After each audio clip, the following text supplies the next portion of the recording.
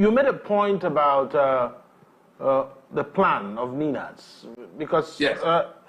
Some people listening to you would want to know how you want to accomplish whatever it is you want to put across. It appears really that maybe the first set of people you submitted your memo to regarding what NINAS and the LNC are doing, they are no longer in power. So are you supposed to be talking to anyone, or is it a meeting you're holding on your own?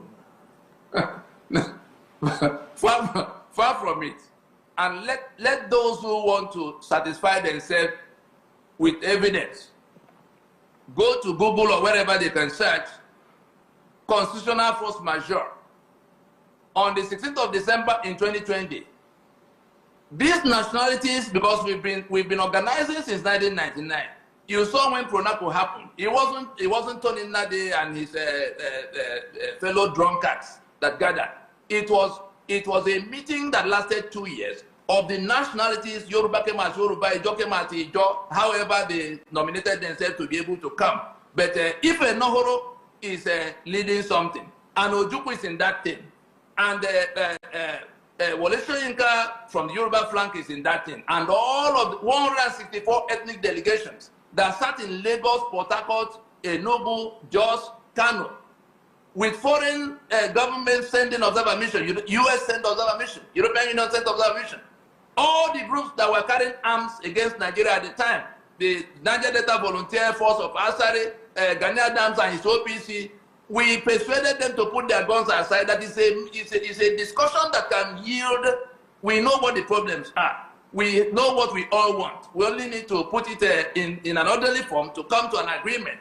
The government is the agent of the people. The government is like your employee in this matter. And so the owners of the sovereignties that are consolidated into the Union of Nigeria were the ones holding that meeting. And we finished from there. We went to court in 2007 to say that this constitution is a fraud, is a forgery. We didn't make it. It's choking us, and it's leading us to Golgotha, to damnation. From that time, it went to where solemn assemblies then happened of people coming out in their spaces. You saw the day the Yoruba did their own in Adamasigba Stadium in Ibadan. The governors were all there. Who else do you want to see in the process that became NINAS eventually? And NINAS then rolled out 128 statesmen signing onto one document with people from all the parts coming from this process that had lasted 20 years up to that point, in which they were saying, let us take a break from further elections and go to sit down like South Africa did to ease itself out of apartheid in 1990. Is that too much to ask? We are not asking those in government house to vacate, or we're not going to behead them. We're saying, look, whoever is in government house, remain in government house in this transitional period for the purpose of providing nominal governance. In the period we need to have this discussion. And it shouldn't take more than 6 months, 1 year to bring it to where it becomes the replacement for that imposition that is choking everybody. That's the only thing. And so talking about who it was presented to, on the date that force majeure was presented, that is this plan, this proposition for how it can be done, start to finish. Buhari was president. APC government was in place. The leader of that party is the current president.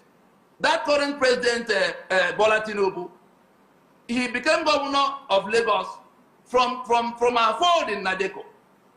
At what point did he now become a stranger? All the time he was governor when Obasanjo was seizing council fund, we were all together in trying to say this is a federation, it cannot be so. Then he comes all the way from there to now take a faction of that party to go and join up with the caliphate that was looking for how to overrun everybody. And we got to this. There's nobody in government today that will say he has not, because this government is a continuum. We presented what it was.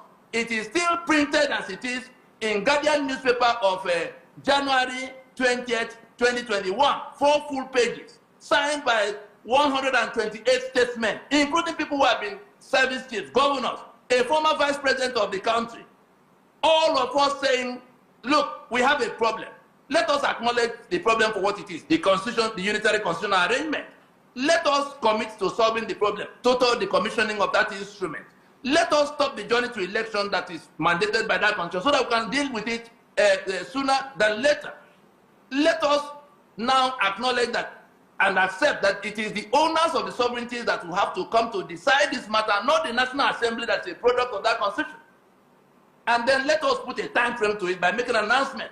Those are the 5 points of the 5-point proposition of NINAS.